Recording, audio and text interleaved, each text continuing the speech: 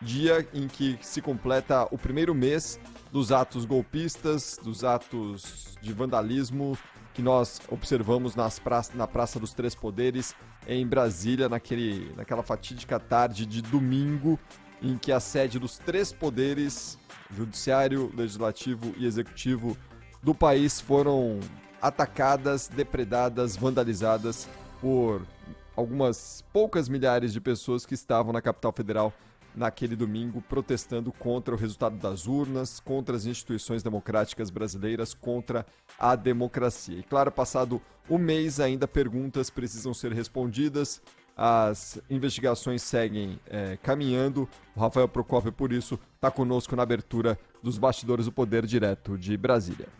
Um mês depois dos atos criminosos e dos ataques à sede dos três poderes em Brasília, ainda há muitas perguntas sem resposta e muitas ações em andamento. Nos primeiros dias, ainda de tensão por conta do ocorrido, no dia 8 de janeiro, cerca de 1.400 pessoas foram presas por participarem diretamente das ações de vandalismo. A maioria dessas pessoas continua presa no complexo penitenciário da Papuda.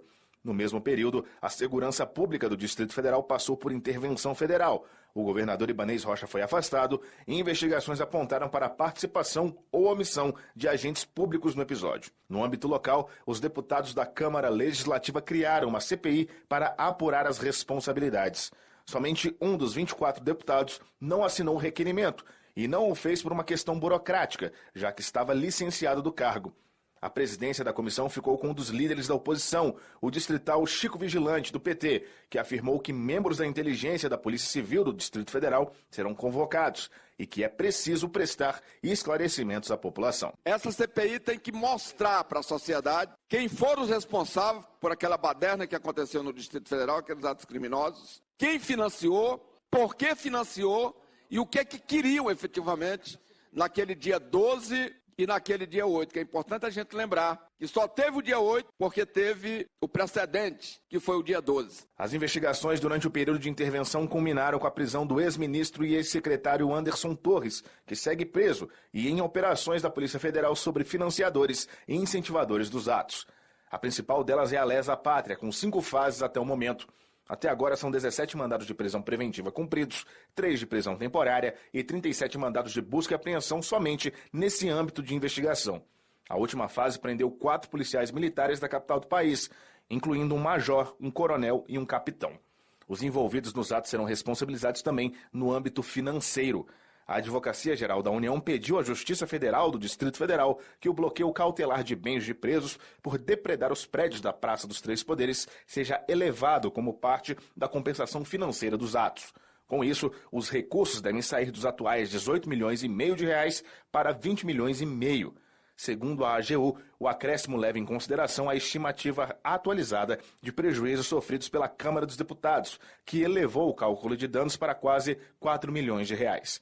Até agora, pelo menos 5 milhões de reais só em veículos de pessoas e empresas envolvidas já estão bloqueados. E a gente tem acompanhado aqui nos Bastidores do Poder que, semana após semana, a Advocacia Geral da União, as instituições em Brasília têm se movimentado justamente para ampliar esses bloqueios, né, envolvendo pessoas que participaram direta ou indiretamente dos atos golpistas de 8 de janeiro, justamente para garantir recursos suficientes para o ressarcimento de toda a depredação, de todo o vandalismo que a gente observou naquele domingo.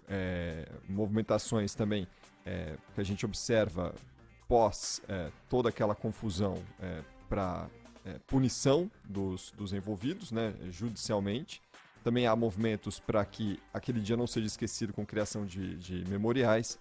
E a gente segue acompanhando, atualizando você aqui na programação da Rádio Bandeirantes. Para efeitos políticos, o governador do Distrito Federal, Ibanez Rocha, segue afastado do cargo. Há uma movimentação de parlamentares, tanto deputados, senadores, quanto integrantes da Câmara Legislativa do Distrito Federal, para que o ministro do Supremo Tribunal Federal, Alexandre de Moraes, autorize o retorno de Ibanez Rocha para o governo do Distrito Federal. Ele segue afastado do cargo. O período de afastamento determinado pela Justiça, no caso dele, é de 90 dias, já se foram aí 30. Mas depois que a intervenção na segurança pública do Distrito Federal terminou, existe esse movimento político agora de bastidores para que oficialmente o ministro Alexandre de Moraes devolva o mandato a Ibanez Rocha. Ibanez Rocha, que inclusive já pediu para o Alexandre de Moraes também devolver os telefones dele, né? Existe um movimento já de liberação ou devolução de equipamentos, enfim. O Alexandre de Moraes, inclusive, mandou um questionamento para a Procuradoria-Geral da República pedindo ali um posicionamento da PGR para ver se solta o Anderson Torres ou não. Ou seja, existe um movimento contrário agora, depois de toda aquela reclusão inicial. O Ibanez Rocha, de alguma forma, também quer se beneficiar dessas ações que têm sido observadas ao longo dos últimos dias.